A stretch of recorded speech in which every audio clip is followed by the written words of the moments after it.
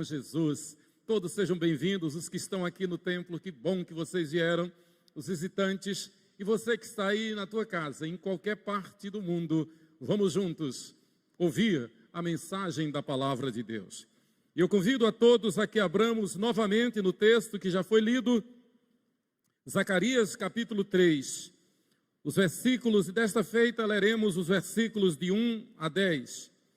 Zacarias capítulo 3, os versículos de 1 a 10, e mais uma vez vamos ler todos juntos, todos a uma só voz. Os irmãos que estão aqui, vamos ficar de pé para manter essa santa tradição da igreja. Vamos de pé e juntos ler Zacarias 3, todo o capítulo, de 1 a 10. Leiamos. Deus me mostrou o sumo sacerdote Josué, o qual estava diante do anjo do Senhor, e Satanás estava à mão direita dele para se lhe opor. Mas o Senhor disse a Satanás: o Senhor te repreende, ó Satanás. Sim, o Senhor que escolheu a Jerusalém te repreende. Não é este um tição tirado do fogo? Ora, Josué, trajado de vestes sujas, estava diante do anjo. Tomou este a palavra e disse aos que estavam diante dele: tirai-lhe as vestes sujas. A Josué disse: eis que tenho feito que passe de ti a tua iniquidade, e te vestirei de finos trajes. E disse eu: ponham-lhe um turbante limpo sobre a cabeça. Puseram-lhe, pois, sobre a cabeça um turbante limpo, e o vestiram com trajes próprios. E o anjo do Senhor estava ali. Protestou a Josué e disse: assim diz o Senhor dos exércitos: se andares nos meus caminhos e observares os meus preceitos, também tu julgarás a minha casa e guardarás os meus átrios, e te darei livre acesso entre estes que aqui se encontram. Ouve, pois, Josué, sumo sacerdote, tu e os teus companheiros que se assentam diante de ti, porque são homens de presságio.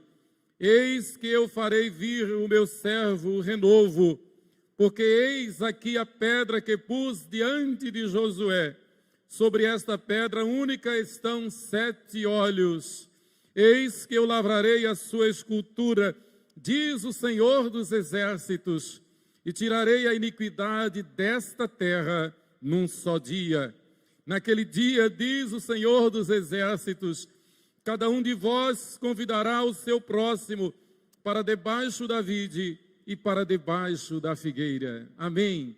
Que o Senhor aplique a sua palavra à nossa mente, ao nosso coração. Louvado seja Deus. Podeis sentar, queridos. E você que está em casa, continue, assim como os que aqui estão no templo, com a Bíblia aberta, para meditarmos na santa palavra de Deus. Queridos, Jesus, o nosso justificador. Jesus, o nosso justificador. O objetivo desta reflexão, nesse texto de Zacarias, capítulo 3, é mostrar que a nossa consciência, que a consciência de culpa ou de remorso, são sintomas de uma alma maculada, corrompida, suja, imunda pelo pecado. E esta é uma regra que atinge todo ser humano, todo ser humano. Nós nascemos na iniquidade e em pecado fomos concebidos porque herdamos espiritualmente o DNA pecaminoso de Adão e Eva. Todos, portanto, têm a necessidade, isto é um fato, todos têm a necessidade de libertação. Todos anseiam por uma vida digna, por uma vida vitoriosa, por uma vida pura, por uma vida imaculada. Mesmo o maior ímpio, mesmo o mais ousado que se levante contra Deus, mesmo o mais arrogante ateu, todos têm necessidade de livramento, todos têm necessidade de ter uma consciência limpa, sem culpa, sem remorso. Aliás, a grande tragédia da humanidade está justamente no fato de a humanidade reconhecer-se, sentir-se suja.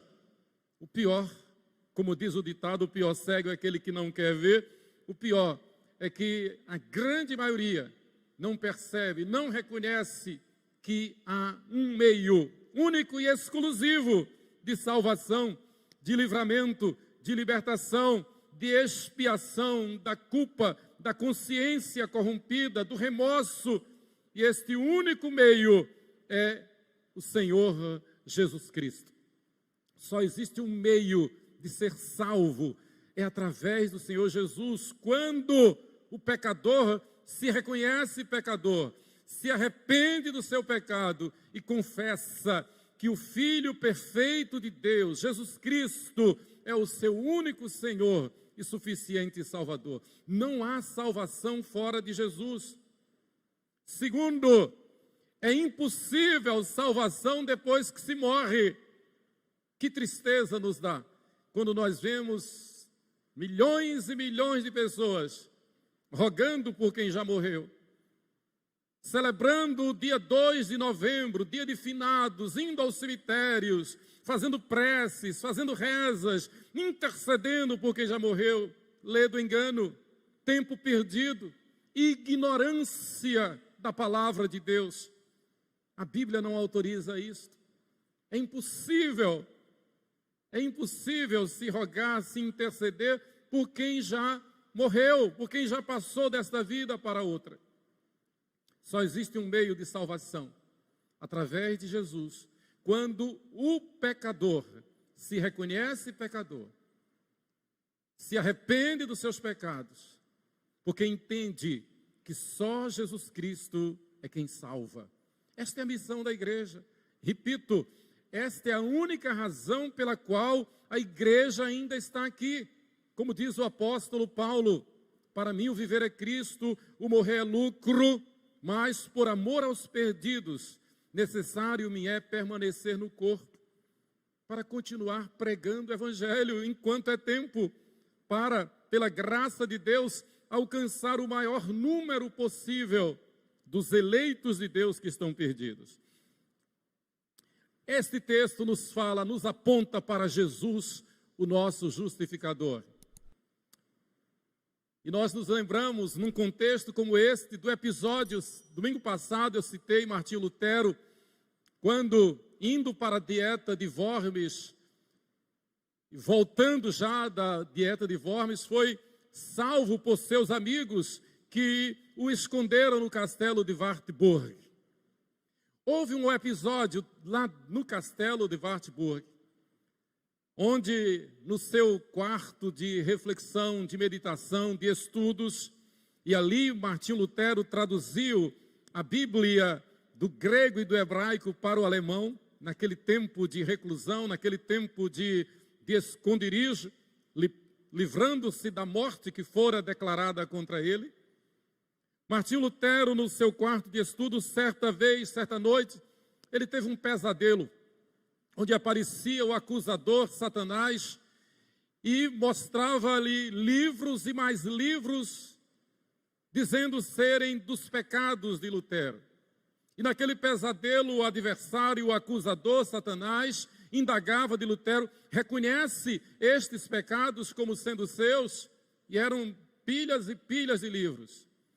Prontamente, Martinho Lutero, olhando em riste no olho do adversário, disse: sim, reconheço, esses pecados todos são meus, eu os cometi. Mas é preciso que você saiba de uma coisa. E a história registra que naquele momento Martinho Lutero pegou o tinteiro de tinta vermelha na sua escrivaninha e jogou com força na parede, dizendo: sim, os pecados são meus, mas o sangue de Jesus que ele derramou na cruz me purificou de todos os meus pecados. Queridos, isto não é vanglória, isto é o Evangelho, esta é a razão do Evangelho. Nós cantamos há pouco, e eu agradeço ao Ministério do Louvor que atendeu, eu pedi que eles cantassem esta linda canção, do pastor Armando Filho, nenhuma condenação há para os que estão em Cristo Jesus. O diabo vem para nos acusar, e eu me arrepio, o diabo vem para nos acusar dos nossos pecados, vem para apontar o dedo contra nós, mostrando os nossos pecados, mas da mesma forma, aquele que está em Cristo, que é uma nova criatura, prontamente, assim como faz o anjo do Senhor aqui no texto de Zacarias, repreende ao inimigo, porque quem o repreendeu primeiro foi o nosso advogado fiel, Jesus Cristo, o nosso justificador. A mesma atitude de Martinho Lutero tem a igreja fiel, tem os cristãos fiéis. E não precisa estar jogando tinteiro de tinta na parede. Foi um ato extraordinário e espetacular de Lutero. Não precisa, mas nós podemos em espírito e verdade dizer: eu estou lavado e redimido pelo sangue de Jesus. O nosso professor de teologia sistemática e hebraico, lá no Seminário Presbiteriano do Norte, o reverendo Hans Neumann, conterrâneo de Martinho Lutero, contava para nós. Ele conheceu este quarto lá no castelo de Wartburg, e ele dizia: meus alunos, realmente tem essa marca lá na parede, a história guardou, né? Eles preservaram, e é interessante que as pessoas piegas, elas quase que destruíram aquela parede, porque quem entrava no quarto para visitar, com um canivete, arrancava um pedaço da parede como relíquia. Loucura, bobagem, tolice. Mas alguém interveio e esse quarto foi preservado. Então, é uma história real. Mas o que eu quero dizer é que, independente da atitude de Lutero, de ter lançado essa tinta na parede, o fato é que Lutero foi bem didático. O fato é que realmente devemos nos lembrar que estamos lavados e redimidos pelo sangue de Jesus. Somos lavados e redimidos pelo sangue de Jesus. Querido, Zacarias exerceu o seu ministério entre os anos 520 e 500 antes de Cristo. No período em que o povo de Deus já houvera voltado do cativeiro babilônico. O cativeiro babilônico teve início mais ou menos no ano 610. Eles passaram 70 anos lá na Babilônia, o povo de Israel. E agora, no ano 640, através de um decreto de Ciro, o povo de Deus volta. Os que quiseram voltar, voltaram para Jerusalém. E chegando lá, a palavra de ordem de Deus, através dos profetas, é que eles reconstruíssem a cidade.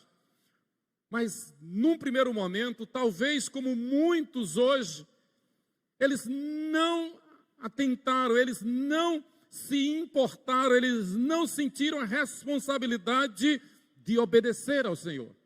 E eles esqueceram da palavra de Deus. Eles esqueceram do templo, eles esqueceram de Jerusalém. Nós vamos ver que quase 100 anos depois do retorno, eles não haviam ainda reconstruído os muros.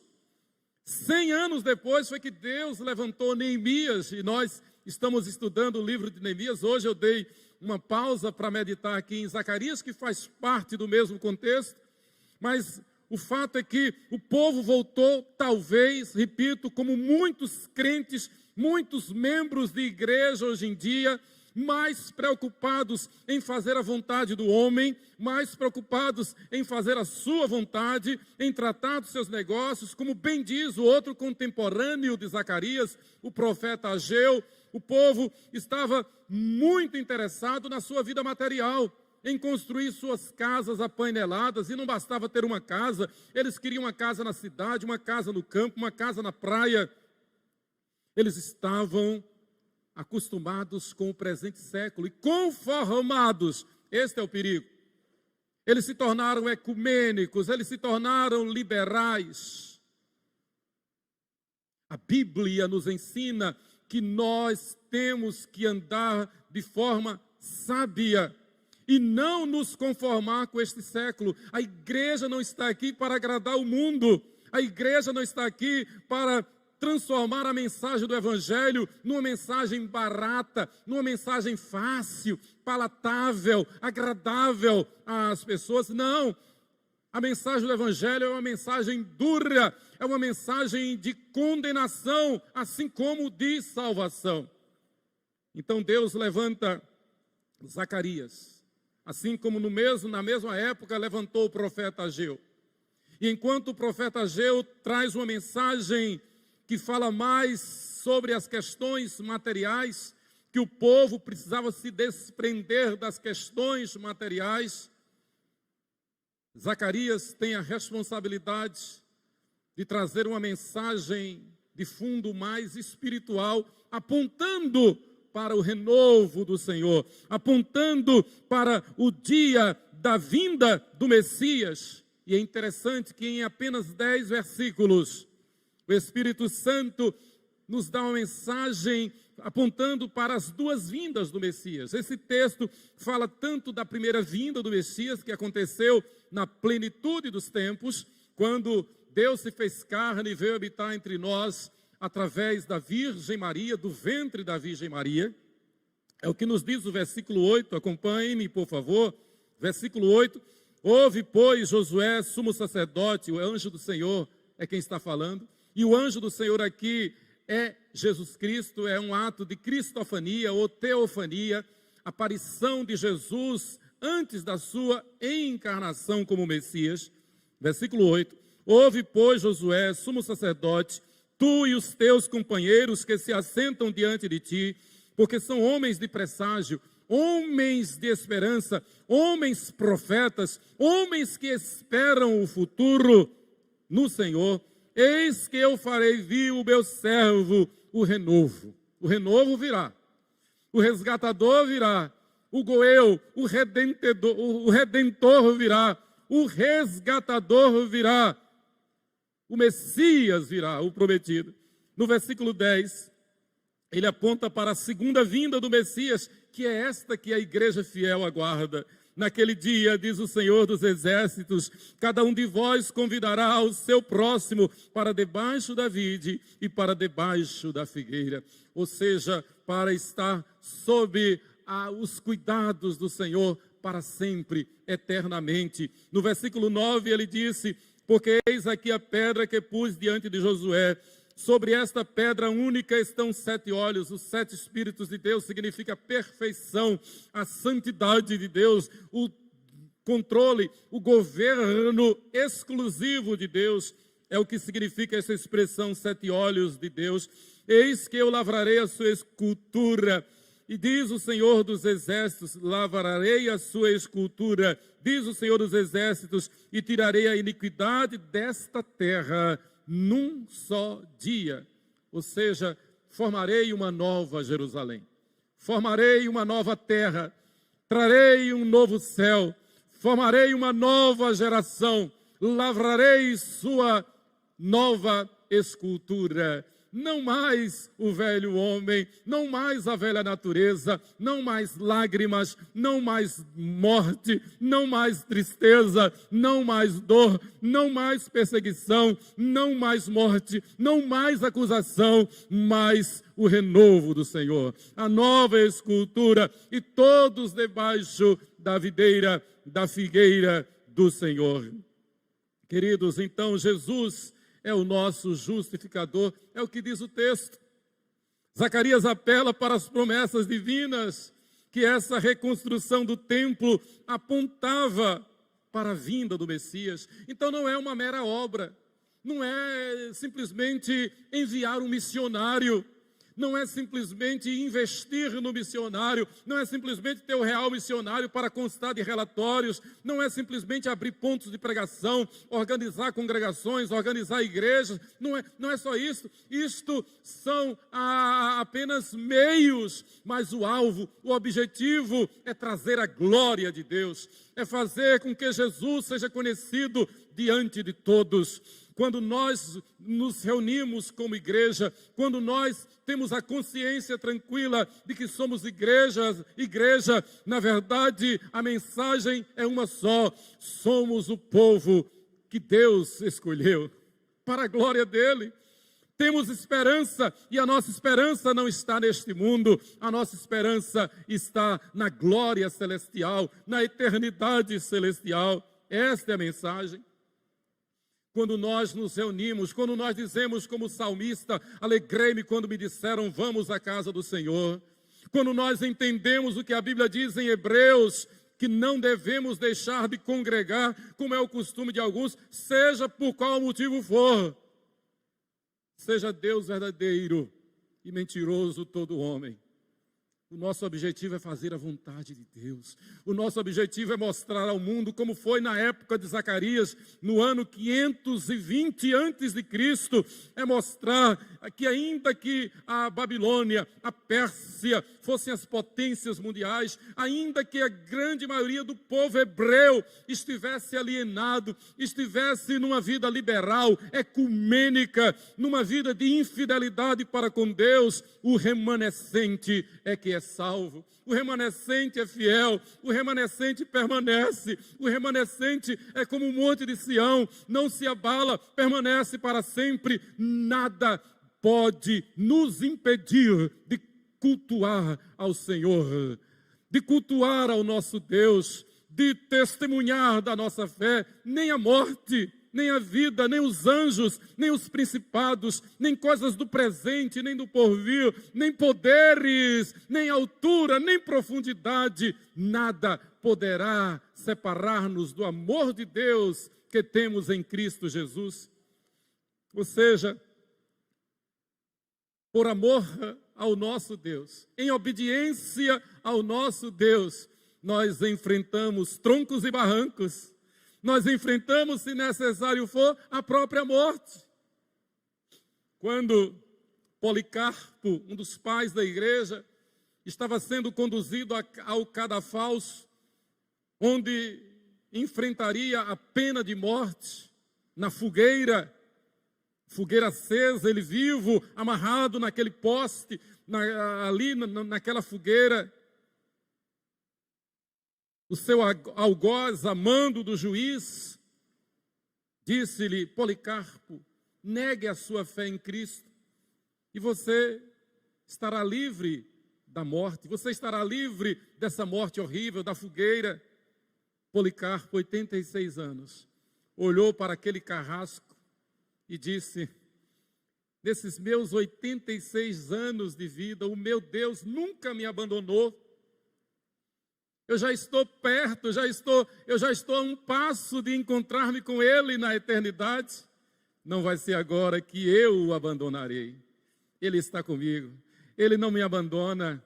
E logo, logo, dentro de alguns instantes, eu estarei face a face com o meu Senhor Jesus.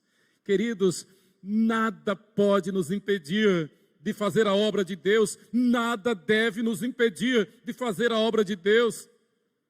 E é importante nos lembrar que seja qual for a nossa idade, seja da idade de Alice, da idade de Sofia, seja da minha idade, eu acho que aqui hoje o mais velho sou eu. O mais velho sou eu aqui hoje. Olha que coisa estranha, um dia desse eu era dos mais novos. Ah, tem ali, Zé Luiz, você ganhou de mim, Zé Luiz. Então eu estou em segundo lugar. Muito bem. É a vida. Independente da nossa idade, independente da nossa função, independente da nossa profissão, o nosso objetivo é antes fazer a vontade de Deus. Eu estou colocando isso para que você saiba que o mais importante não é a tua casa, não é o teu negócio, não é a tua família, tudo isso é importante, mas não é o mais importante, não é o teu emprego, não é o teu estudo, não é a tua profissão. O mais importante é fazer a vontade de Deus, que é testemunhar do Evangelho. E a palavra testemunha no grego é martyrie. Jesus disse quando ele estava subindo, voltando aos céus, ele disse, ser-me-eis testemunhas, mártires, tanto em Jerusalém como em toda a Judéia e Samaria e até os confins da terra. O nosso objetivo é testemunhar do Evangelho, é dizer que sabemos em quem temos crido e estamos bem certos que Ele é poderoso para guardar o nosso tesouro, não é deste mundo, mas o nosso tesouro na glória celestial. Jesus, o nosso justificador. Em primeiro lugar, o versículo 1 diz, Deus me mostrou o sumo sacerdote Josué. Zacarias tem uma visão, E na sua visão ele vê o sumo sacerdote da época, Josué, diante de um tribunal, diante de um juiz, e à direita de Josué está Satanás. A palavra Satanás significa acusador. Não tenhamos dúvida, irmãos. E a sua função é, principalmente, nos acusar dia e noite sem cessar. É o acusador. Por isso que eu pedi para nós cantarmos este belo hino, esta bela canção, nenhuma condenação há para os que estão em Cristo Jesus. É certo que provas virão, investidas do vil tentador, mas nenhuma condenação há para quem está em Cristo Jesus. Repito, não é vanglória, é promessa de Deus, é doutrina de Deus, é palavra de Deus. Josué tem essa visão, vê o anjo, vê Josué. Zacarias tem essa visão, vê Josué, o sumo sacerdote. E por que Josué, o sumo sacerdote? Porque está representando todo o povo. Sacerdote é aquele que intervém em lugar de outrem, é aquele que representa outrem. Por isso que a teologia sistemática, a teologia bíblica nos mostra que só existe um sacerdote para a igreja, Jesus Cristo. Quem quer que se apresente como sacerdote está usurpando uma função que é exclusiva de Jesus Cristo. Porque só Jesus Cristo é o nosso advogado, só Jesus Cristo é o nosso justificador. Dá uma dor na alma quando eu vejo alguém se referindo a outrem como sacerdote, ou alguém se apresentando como sacerdote. Isso é uma afronta contra Jesus Cristo. Só Jesus é o nosso justificador. Só Jesus é o nosso advogado junto ao Pai. Só Jesus é o nosso sacerdote. Então, na visão, Zacarias vê Josué, o sumo sacerdote, diante de um tribunal. Ao lado direito de Josué está o acusador. Mas é interessante que o mesmo contexto diz, e Satanás estava à mão direita de Josué para se lhe opor. Versículo 2, mas o Senhor disse a Satanás, o Senhor te repreende. Antes que o adversário ousasse dizer qualquer palavra, antes que o adversário ousasse fazer qualquer acusação, o nosso justificador, o nosso advogado fiel, Jesus Cristo, o justo, o Filho perfeito de Deus, levanta-se e profere esta palavra: Satanás, o Senhor te repreende. Ou seja, eu mesmo te repreendo. Eu que tenho autoridade. Esta vida me pertence, Josué é meu, Israel é meu, o meu povo a quem eu escolhi me pertence e eu o comprei com um preço caríssimo, o preço do meu sangue derramado na cruz do Calvário. Queridos, aquela que não pode é a pessoa viver de qualquer jeito.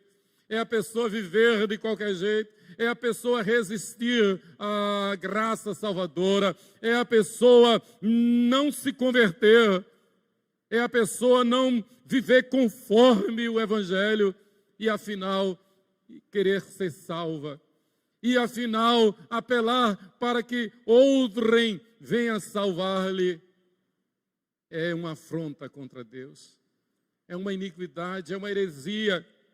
Só existe um que pode nos justificar, que pode nos redimir, que pode nos salvar. Assim como foi na época de Zacarias, século VI antes de Cristo, assim continua sendo até a volta de Cristo, quando então haverá novos céus e nova terra. Só existe um meio de redenção, é através do justificador Jesus Cristo. E quando se tem essa consciência, vive-se em obediência a Ele. Quando se tem essa consciência, vive-se para fazer a vontade dEle. Seja qual for nossa atividade, seja você estudante, seja você profissional, seja qual for a nossa função, tudo para a glória dEle. Tudo para que as pessoas, como diz o apóstolo Paulo, percebam pelas nossas atitudes Cristo em nós, a esperança da glória. O Senhor sempre revela aos seus servos o que vai fazer para a santificação do seu povo. Então, o tempo todo, o Senhor está diante do tribunal de Deus, nos defendendo e dizendo ao justo juiz: este povo é meu, este povo me pertence. Eu quero que esse povo seja santo. E por isso, pelo seu poder, a Santíssima Trindade enviou o Espírito Santo, que é representado aqui no livro de Zacarias por aquele azeite que desce da oliveira e passa por aqueles ramos da oliveira, aqueles 2 tubos que descem, que saem da oliveira e abastecem o candelabro, abastecem a lâmpada de azeite, para que aquela lâmpada esteja constantemente acesa. É símbolo do Espírito Santo derramando-se em nós e sobre nós, para que a nossa lâmpada esteja o tempo todo acesa, para que sejamos cheios do Espírito Santo. E é um paralelo com a parábola das 10 virgens. As 10 eram crentes, as 10 conheciam ao Senhor, as 10 esperavam o Senhor, as 10 sabiam que o Senhor iria voltar, as 10 esperavam o renovo do Senhor, o esposo. As 10 estavam esperando o dia das bodas, mas o texto diz que chegou o noivo e apenas 5 entraram com ele para as bodas, porque as outras 5, chamadas de nécias, haviam saído para buscar azeite, fora de hora, fora de tempo. Não se consagraram no tempo certo, não se encheram do Espírito Santo na hora certa. Quando perceberam que o noivo estava chegando, não havia mais tempo. Pediram às virgens sábias um pouco do azeite e as sábias prudentemente não deram, porque senão iria faltar azeite nas suas lâmpadas. E quando o noivo chegasse, as lâmpadas estariam apagadas. A mensagem é uma só: que as nossas lâmpadas, a lâmpada da nossa vida, esteja o tempo todo acesa pelo poder do Espírito Santo operando em nós, agindo em nós. Mas em segundo lugar, o texto diz: o Senhor te repreende, versículo 3, capítulo 3, versículo 2, ainda, o Senhor te repreende. E eu quero refletir com esta palavra. Jesus, o nosso justificador, nos mostra o que vai acontecer. Jesus, o nosso justificador, repreende o adversário que se levanta contra nós. Na visão de Zacarias, em seu cenário, constam estas personagens: o anjo do Senhor, Jesus Cristo, Josué, Satanás e o próprio Zacarias. Ou seja, o Senhor dá esta visão à igreja. Nós somos a igreja, representados aqui pelo profeta Zacarias, que tem a visão do que está acontecendo e do que vai acontecer. Vemos o anjo do Senhor, vemos o papel da igreja, o trabalho da igreja aqui e no mundo todo. Vemos o acusador tentando nos impedir, tentando nos abater, tentando nos entristecer e nos derrotar. Vemos também os circunstantes que representam todo o povo, como testemunhas do que a igreja está fazendo. O anjo do Senhor, então, age naquele tribunal para mostrar a Zacarias e mostrar a nós outros que a igreja é triunfante. Que a igreja é triunfante. Que o trabalho da igreja, que o papel da igreja não está sujeito a homens, não está sujeito a governos, não está sujeito a ocasiões, não está sujeito a crises. A igreja é soberana, porque a cabeça da igreja é o Senhor Jesus Cristo. A igreja é o corpo vivo de Cristo aqui na terra. Hoje cedo, orando com Sheila, e na oração agradecendo a Deus já por esta palavra de Zacarias, por esta mensagem, na oração o Espírito Santo nos lembrava de que humanamente, nunca houve tempo fácil para a igreja. Nunca houve tempo bom para a igreja. Pense que a igreja nasceu sob perseguição. A igreja que veio dos judeus nasceu perseguida pelos judeus. De imediato, os próprios apóstolos, que eram judeus, não admitiam que gentios se convertessem. Foi preciso que o Senhor trouxesse um como que nascido fora de tempo, um abortivo, Paulo, lhe desse uma visão extraordinária, ele que fora um perseguidor dos crentes da igreja, e recebesse a visão de que o evangelho, de que a igreja não era só para os judeus, mas era para os gentios também. Só para ter uma ideia da perseguição. Os próprios judeus perseguiam.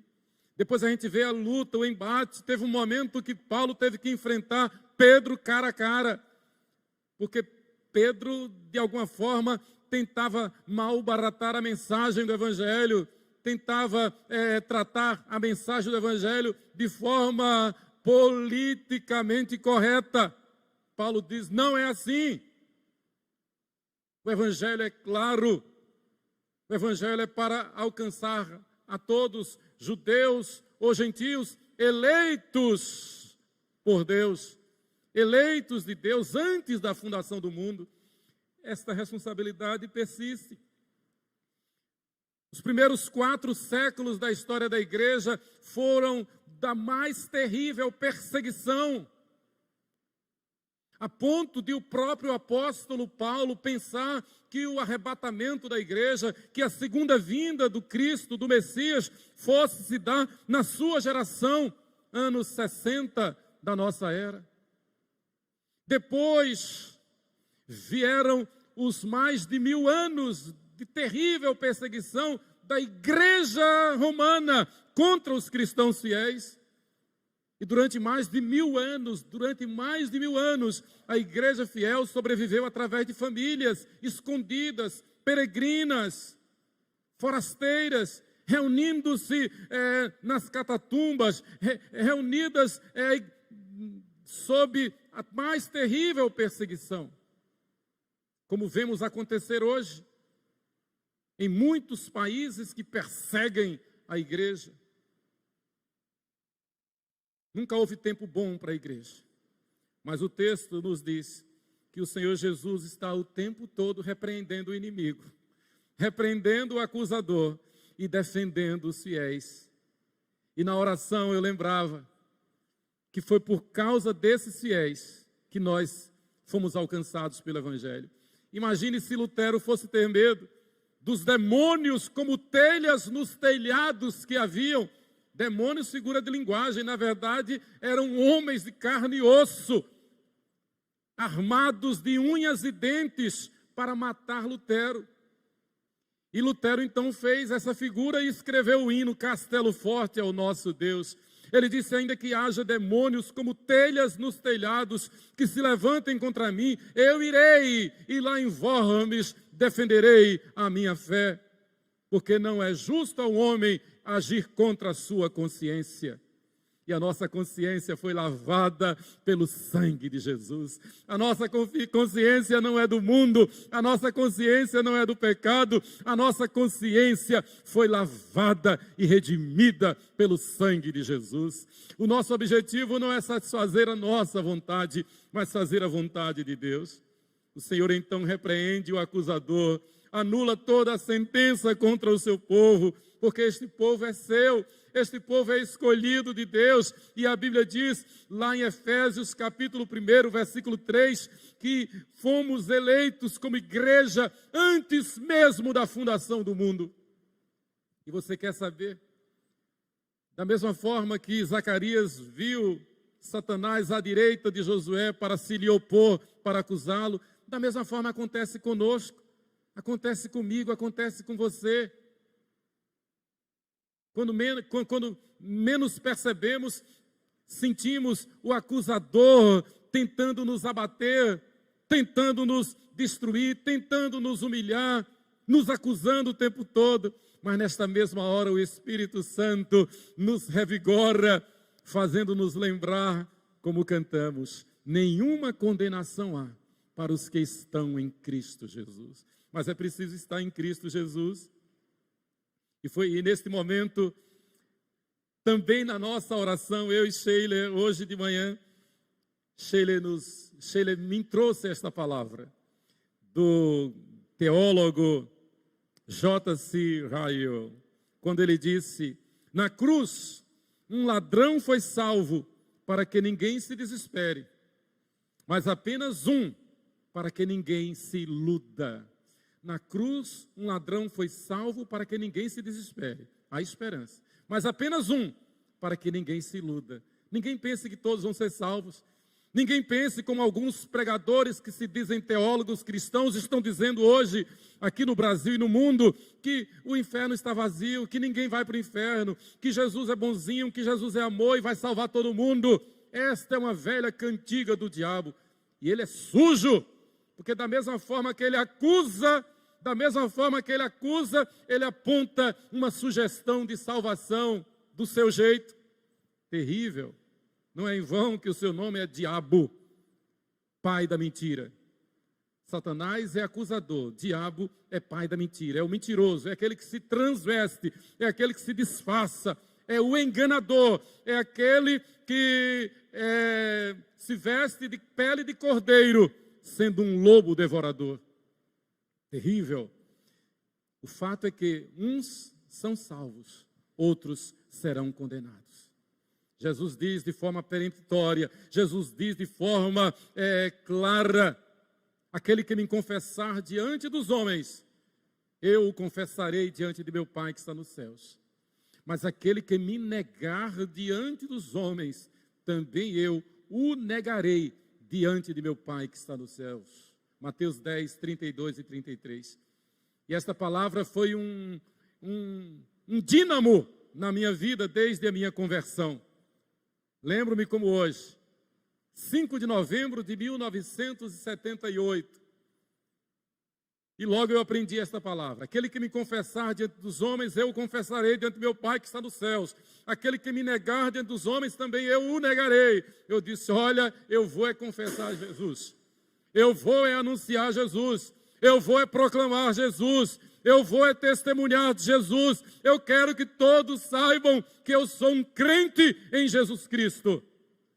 E eu quero convidar a todos para que também confessem Jesus como Senhor. Queridos, uma outra palavra de J.C. Ryle, falando sobre a urgência da salvação. Ele diz: as pessoas sobre as quais nosso Senhor disse: ai de vós. As pessoas sobre as quais nosso Senhor disse: ai de vós, são estas que o mundo admira, elogia e segue. Este é um fato terrível que deve nos levar a examinar o nosso próprio coração.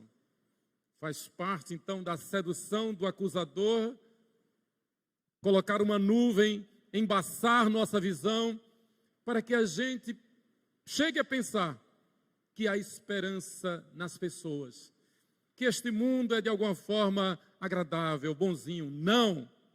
A Bíblia diz aqui em Zacarias que o Senhor destruirá estes céus e esta terra que existem. Não ficará nem raiz nem ramo. Tudo será destruído. E então haverá novos céus e nova terra. A natureza foi corrompida pelo pecado. Da mesma forma que o nosso corpo foi corrompido pelo pecado, o nosso espírito foi corrompido pelo pecado. É necessário que haja novos céus e nova terra. Este mundo passa, mas a palavra de Deus não passará. A palavra de Deus permanece para sempre. E para concluir, o Senhor que escolheu a Jerusalém. Zacarias vê Josué representando a igreja. Zacarias ouve o anjo do Senhor repreendendo ao nosso adversário, mas Zacarias também ouve o anjo do Senhor dizendo: eu escolhi Jerusalém. Queridos, esta é uma palavra tranquilizadora que vem de Deus para o nosso coração. Esta é uma palavra que refrigera a nossa alma. O Senhor está dizendo para os seus fiéis: você é meu, eu te escolhi. Não fostes vós que escolhestes a mim, antes eu vos escolhi a vós outros, e vos designei para que vades e deis frutos, e o vosso fruto permaneça. Não foi você, não foi o homem, fui eu quem te escolhi. O Senhor que escolheu a Jerusalém. Versículo 2. É uma palavra abençoadora, para que nós descansemos no fato de que a nossa segurança é eterna. A nossa certidão de nascimento está registrada no cartório celestial. O nosso nome está gravado numa pedrinha branca lá no céu. E a Bíblia diz que quando lá nós chegarmos, receberemos um novo nome, com a mesma identidade, lavados e redimidos pelo sangue de Jesus. O motivo pelo qual o Senhor repreende a Satanás e não permite as acusações contra o seu povo é justamente a eleição pela graça. O Senhor que escolheu a Jerusalém, e Ele chama a atenção de Israel através de Zacarias, para que Israel reconheça que aquele trabalho que deve ser feito, a reconstrução de Jerusalém, a reconstrução do templo, que apontava para o templo perfeito, Jesus Cristo, a reconstrução dos muros, a reconstrução da igreja, naquele contexto, na verdade, era um ato da providência divina. O ato da providência divina na nossa vida é que nós construamos para a glória dele. É que nós trabalhemos para Ele, seja qual for o teu trabalho, seja qual for a tua função, seja qual for, tudo para a glória dEle. Tudo para que o mundo saiba que somos do Senhor. Tudo para que o acusador, o nosso adversário, perceba que nós não temos medo dEle, que nós não estamos sujeitos a Ele, mas que nós somos servos do Senhor. Que como igreja do Senhor, as portas do inferno não prevalecem, não prevalecerão contra nós. Que como igreja do Senhor, nós nos alegramos no Senhor. O homem em seus pecados, veja o que diz Isaías capítulo 64, versículo 6. Acompanhe-me nesta leitura. Isaías 64, versículo 6. Vai falar do homem e o seu estado de pecado. Mas todos nós somos como imundo, e todas as nossas justiças como o trapo da imundície. Todos nós murchamos como a folha, e as nossas iniquidades como um vento nos arrebata. Esta é a identidade do homem no pecado. Esta é a ideia que o anjo do Senhor mostra para que Zacarias perceba. E concomitantemente, e igualmente, Zacarias e todos nós percebamos, aprendamos que o Senhor tirou de nós toda essa poluição, que o Senhor tirou de nós toda essa sujeira e nos fez ser novas criaturas. E como diz o apóstolo Paulo, aquele que não conheceu o pecado, Ele, Deus, o fez pecado por nós, para que nele, em Cristo, fôssemos feitos justiça de Deus. Segundo aos Coríntios 5, 21. Jesus tomou sobre si as nossas vestes encardidas e as colocou na cruz do Calvário sobre si, recebendo em nosso lugar o castigo que era para nós. Assim, Cristo nos defende de todas as acusações que Satanás lança contra nós. Martinho Lutero, naquele pesadelo, sofreu o ataque de Satanás, mas cheio do Espírito Santo, como Deus mostrou a Zacarias, cheio do Espírito Santo, Martinho Lutero, na autoridade do nome de Jesus, repreendeu a Satanás, certo de que Jesus Cristo, nosso advogado fiel, da mesma forma, está a nos defender diante do trono do justo juiz, Deus Todo-Poderoso. Que nos lembremos a toda hora, a todo instante, que Jesus Cristo é o nosso justificador. E por Ele nós vivemos e nos movemos e existimos hoje e por toda a eternidade. Se você ainda não teve um encontro com Jesus, Se você ainda não se reconheceu pecador, se você ainda não percebeu que só Jesus Cristo é quem salva, hoje, agora, é a hora de você reconhecer, sabendo que o sangue que Jesus derramou na cruz do Calvário é que nos purifica de todo pecado. E somente através de Jesus, porque ao terceiro dia Ele ressuscitou, é que nós podemos ser justificados e ter a certeza da salvação e da vida eterna. Que Deus nos abençoe.